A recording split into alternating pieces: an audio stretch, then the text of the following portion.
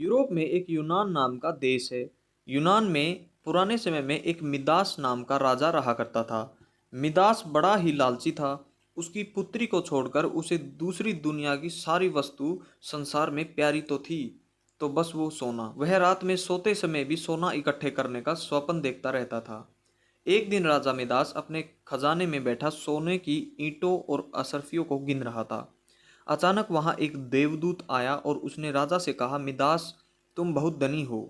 Midas ने मुंह लटकाकर उत्तर दिया कि मैं कहाँ धनी हूँ, मेरे पास तो यह बस थोड़ा सा ही सोना है। देवदूत बोला, तुम्हें इतने सोने से भी संतोष नहीं? सोना कितना चाहिए तुम्हें, बताओ। राजा ने कहा कि मैं तो चाहता हूँ कि जिस वस्तु को हाथ से स्पर्श करूँ वही सोने की हो जाए। देवदूत हंसा और बोला कि अच्छी बात है, कल सवेरे से तुम जिस वस्तु को छुओगे वह सोने की हो जाएगी। उस दिन और रात में राजा मिदास को नींद नहीं आई। वह सुबह उठा तो उसने एक कुर्सी पर हाथ रखा, वह सोने की हो गई। एक मेज को छुआ, वह सोने का बन गया। राजा मिदास प्रशंसा के मारे उछलने लगा और नाचने लगा। वह पागलों की भांति दौड़ता हुआ अपने बगीचे में गया और पेड़ों को छूने लगा और पत्तियों को छूने लगा। डाली गमले छुए तो सब सोने के हो गए। वह चमाचम चमकने लगे। मिदास के पास सोने का अपार भंडार हो गया। दौड़ते उछलते मिदास थक गया और उसने अब वह भूखा प्यासा भी काफी हो चुका था और उसे अभी तक यह नहीं पता था कि उसके कपड़े भी सोने से होकर बहुत भारी हो गए हैं।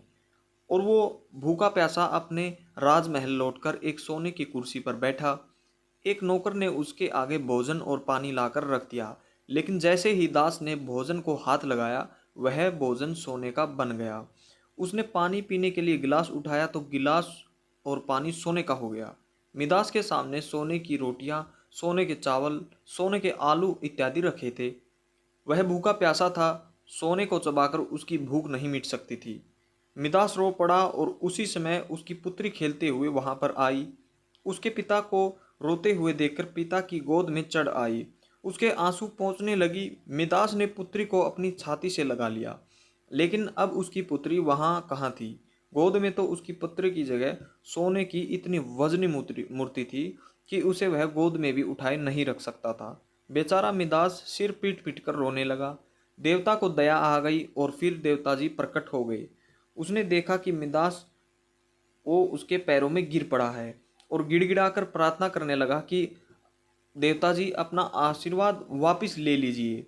देवता ने पूछा कि मिदास, अब तुम्हें सोना नहीं चाहिए? अब बताओ, एक गिलास पानी मूल्यवान है या एक सोना कपड़ा? मिदास ने हाथ जोड़कर कहा कि मुझे सोना नहीं चाहिए। मैं जान गया हूँ कि मनुष्य को सोना नहीं चाहिए। सोने के बिना मनुष्य का कोई काम नहीं अटकता। एक गिलास पानी और एक टुकड़े की रोटी के बिना मनुष्य का जीवन का काम नहीं चल सकता। अब सोने का कोई लोभ नहीं करूंगा।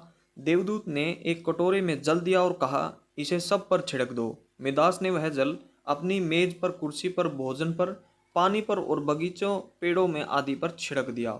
सब पदार्थ पहले से वैसे ही हो गए जैसे वो पहले थे और उसकी बेटी भी स्वस्थ और अच्छे शरीर में आ गई। सो मोरल ऑफ द स्टोरी कि मनुष्य कितना भी अमीर, कितना भी गरीब हो, उसे कभी भी लालच नहीं करना चाहिए। अत्यधिक लालच करने से उसके पास जो होता है वह उसे भी गवा देता है। दोस्तों, अगर ये कहानी आपको अच्छी लगे तो दोस्तों के साथ शेयर करना मत भूलिएगा।